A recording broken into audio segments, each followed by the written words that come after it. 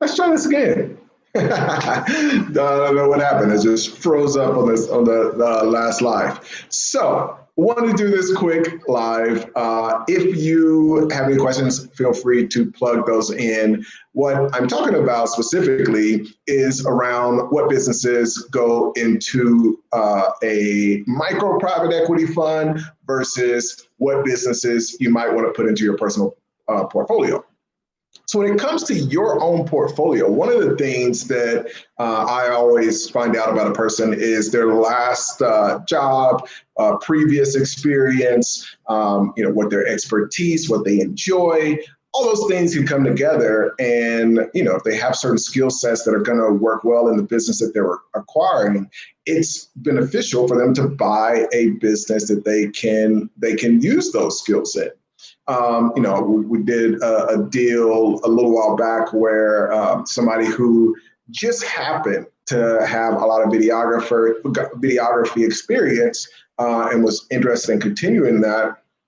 We bought an animation business. So in every deal that you're doing personally, it's great if you can leverage your skill set or have some kind of experience. The thing that is at the opposite extreme of that is getting into a business that at the end of the day, you're not going to be able to run well because you don't have the experience and skill set. So from a personal acquisition tactic, enjoying the subject matter, all those things are valuable. I mentioned before, buying a business in the weather space. One of the reasons that we were able to get that business at a really great deal is that other people looked at it and was like, I don't want to have to talk to people about the weather. There's like 10,000 people in this forum that are just basically obsessed and really enjoy getting deep and detailed into the weather and meteorology and just those kinds of things. And so for an individual that, especially if they're passionate about that's a really, really great business. So you contrast that with micro private equity. Even just taking that last portion, if micro private equity fund is buying a deal, they want a lot of buyers. They want plenty of people. And essentially what they're really looking for is a liquid market. So a deal that could be great for you, match your interests, match your skill sets, match what your personal wealth building goals are and income goals to replace your job. Those things are great on a personal level, but in for a micro private equity fund especially, it just doesn't work. So let's talk about the three best business models. And I'm not sure if you have any questions, feel free to plug those in. I saw before we froze on the last one that there were some questions, but I don't have those. So if you put them up before, go ahead and plug those in again, and I'll get to those really quickly at the end of this. All right, so let's talk a little bit about what a private equity fund is looking for. I talked about liquidity.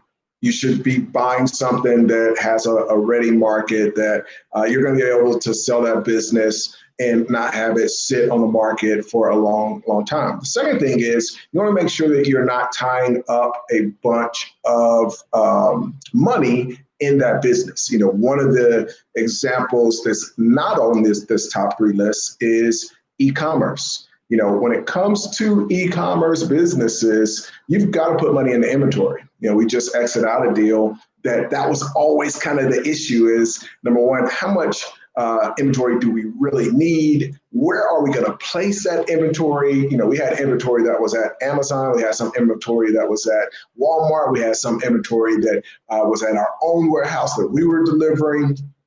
And so every one of those ties up precious cash. If you're in a fund, tying up cash is, what they call dry powder. That's your dry powder to go out and make more money and acquire more deals. And so if you've got to take that money and have it sitting in inventory, and then if you're growing that business, you've got to put, every time you make some cash, you're really just turning around and putting that back into inventory. Those things drive down your ROI.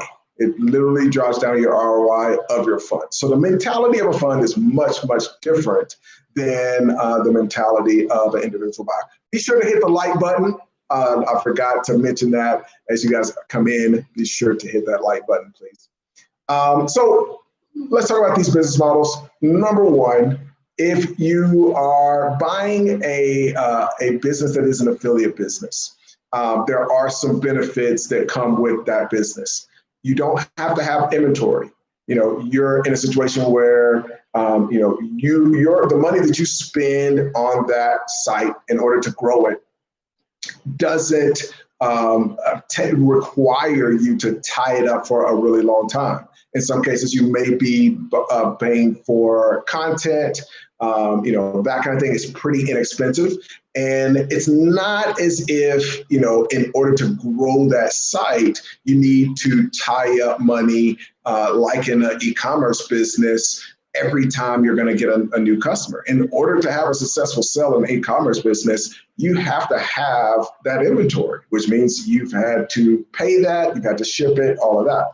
So with an affiliate business, it's a high margin business. And one of the aspects is you're not tying up that cash. The other part is you can scale that business and almost, infinitely, quote unquote, and not have to tie up a tremendous amount of cash. It's more about the skill set. Number two is the marketplace. I love the marketplace business model because, again, you're not tying up cash. People are coming to the marketplace.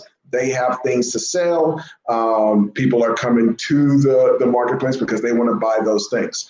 When I'm talking about a marketplace, think really Uber. It's a marketplace. Think Airbnb, it's a marketplace. Obviously the original marketplace was eBay. And again, the really great thing is you can scale those businesses, you can grow, you don't have to tie up a bunch of money in inventory. And the really great thing is in a lot of cases, marketplaces will get this kind of organic growth that just is kind of viral. So your user base ends up being your greatest mechanism for growth. The last one I want to mention is SaaS businesses. Now, SaaS is number three because one of the things that people don't take into consideration is the fact that there's some money that you'll tie up eventually because you've got to redevelop that business. And in the other side, in every site, there's some redevelopment. In an affiliate, I was just on a call today in one of our art related businesses. And we're like, all right, it's time to redevelop this site. We've got to fix it up. And, there's just some structural things, but also some just design things that we want to improve. And so we've got to redevelop that. And so that is a cost to take into consideration of affiliate, but it's nowhere near the expense of us, redoing and improving this site is nowhere near, max maybe $5,000 we spend on that. Compared to SaaS business on the low end for a real SaaS business, just to fix that up and improve it, you're probably starting at $100,000. So with the SaaS business, it is number three, but you do have those similar benefits. You don't have to, maybe that's done every 3 years, but you don't have to tie up money with inventory. You do get the viral. A lot of times with the right kind of SaaS business, you get that virality, like you see with a Slack or like you see with a Salesforce. There's this virality that they have with growth. So you get that benefit. And it does become, especially for a private equity firm, despite the cost of redevelopment, it's a powerful business model because most of the time it's literally just a calculation to get more users. And so if a fund can invest $100 and every time they invest $100, they know it's not going to come back as $100 or $200 that week or that month. But 3 months down the line, that $100 turns into $200. You want to do that as much as possible.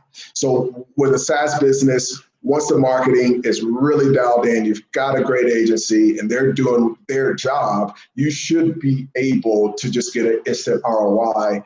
And then you've got that user forever. So you make that initial return the first 3 months, but then you've got that user forever. And the thing that hurts a lot of SaaS businesses is they don't have the capital to be able to deploy in order to grow their user base, because that month one, you're losing money. You may only get $25, $50 back, and you spend 100. So for a lot of folks, it's like, okay, I can only do that so much. And so it's great because you can bootstrap, but it becomes a very slow growth path. And once those calculations are dialed in, for a micro private equity fund, it's like, hey, we're happy to invest if we know that we're getting a very quick return. Hopefully that is valuable. We'll answer a few questions and we'll get back to work. All right. So first one is, this is a great side note about e-commerce business. Some partners and I have an agency where we focus mostly on Amazon. And we have a lot of businesses that we are looking to sell. Well, hit me up because we are always looking to buy. So shoot me over a message. Braylon, what's up? Thanks so much for jumping on. Great content as always, Ace. I certainly appreciate it. Thank everybody for checking it out. Let me know what kind of deals you're doing or working on in the content or the comments below. And I look forward to chatting with you.